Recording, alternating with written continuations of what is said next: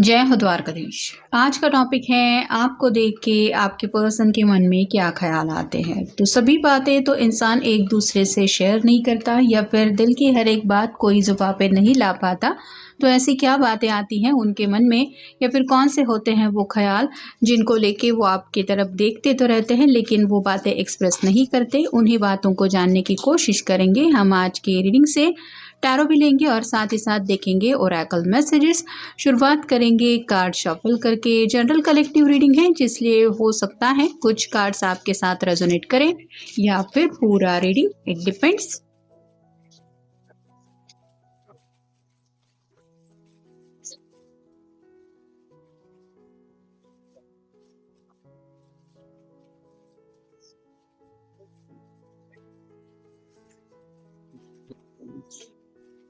पहले देख लेते हैं आज हम ओरेकल, बाद में देखेंगे टैरो।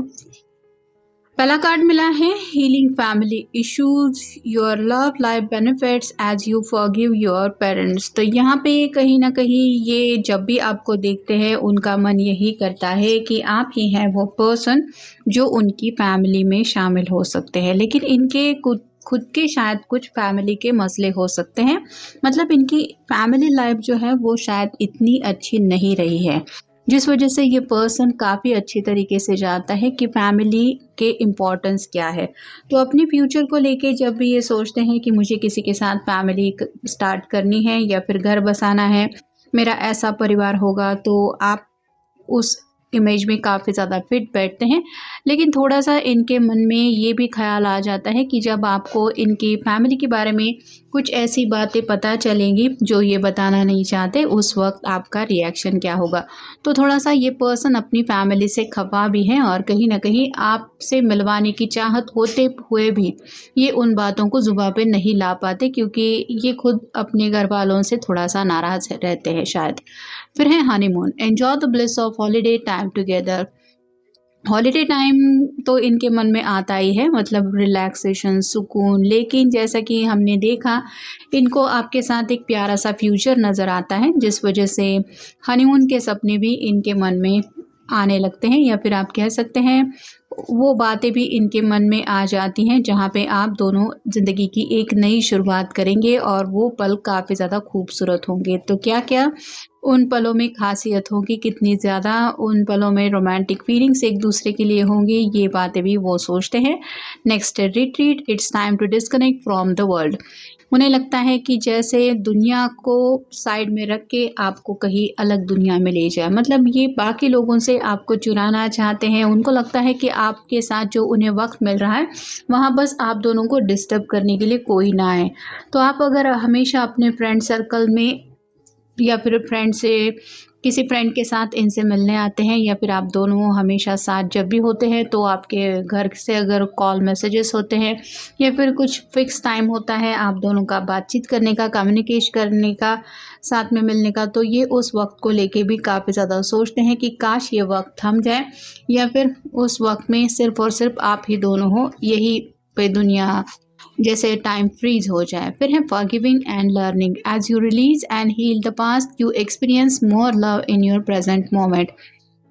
तो जैसा कि शायद पास में हो सकता है दोनों का कभी कोई अगर छोटा मोटा लड़ाई झगड़ा भी हुआ है और जिस वजह से थोड़ा सा एक दूसरे से मिलने में कई बार थोड़ी कुछ प्रॉब्लम्स भी आती हैं, तो ये पर्सन सोचते हैं कि हम अगर एक दूसरे को माफ़ कर पाएँ या फिर उन बातों को भुला पाएँ तो शायद प्रेजेंट में जीना दोनों के लिए भी आसान हो जाएगा। यहाँ पे कुछ लोग शायद ब्रेकअप सिचुएशन से भी गुजर चुके हैं, मतलब ऑलरेडी एक दूसरे के साथ या तो बहुत लंबा सेपरेशन चल रहा है या फिर दोनों के बीच में ऑलरेडी ब्रेकअप हुआ है, और ये पर्सन यही सोचते हैं कि अगर हम दोनों एक दूसरे को माफ़ करें तो शायद सब बातें आसान हो भी सकती है अभी भी।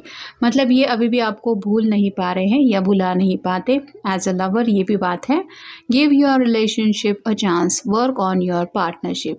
यहाँ पे वही बातें हो रही हैं, ये आपको पाने के लिए अपनी तरफ से बेस्ट देना चाहते हैं। दोनों के बीच में अगर कुछ गलतफ़हमी है या फिर किसी वजह से बातचीत बंद है तो ये आपको समझाना चाहते हैं कि हम दोनों मिलके इस रिश्ते को सुधार सकते हैं, बस दोनों को एक दूसरे का साथ देना ज़रूरी है।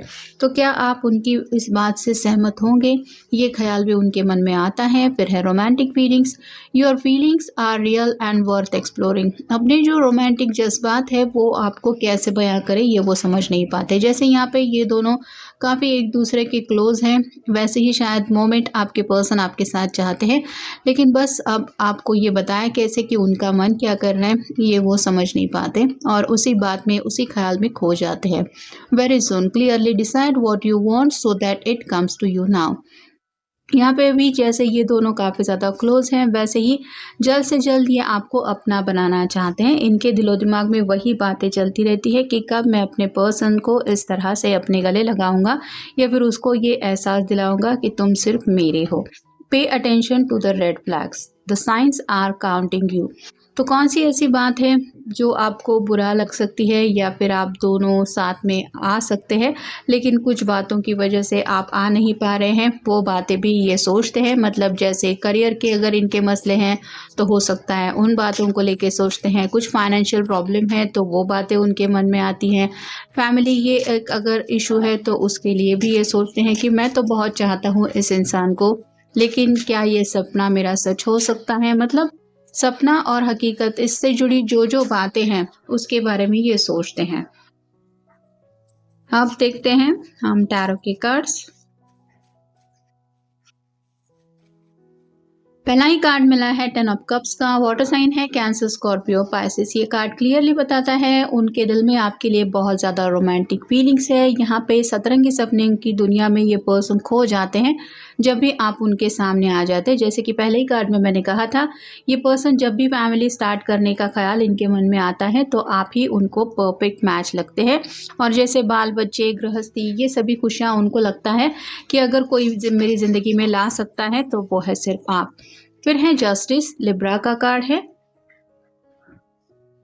यहाँ पे ऑलरेडी शायद कुछ लोग हैं जो ज़िंदगी में दोबारा एक नई शुरुआत करना चाहते हैं, जो ऑलरेडी शायद टॉक्सिक रिलेशनशिप में फंसे हुए हैं। मतलब किसी ऐसे रिश्ते से निकलना चाहते हैं जहाँ पे उनको लग रहा है कि वो पर्सन इनके साथ कुछ सही नहीं कर रहा और आप जो है वो उनके लिए परफेक्ट मैच है। तो ऑलरेडी कोई शादीशुदा है, डिवोर्स की बात उसके मन में चल रही है, ऐसा भी हो सकता है। जिसके ऑलरेडी बाल बच्चे हैं वो भी एक नई शुरुआत करना चाहता है डिवोर्स के साथ, ऐसा भी हो सकता है।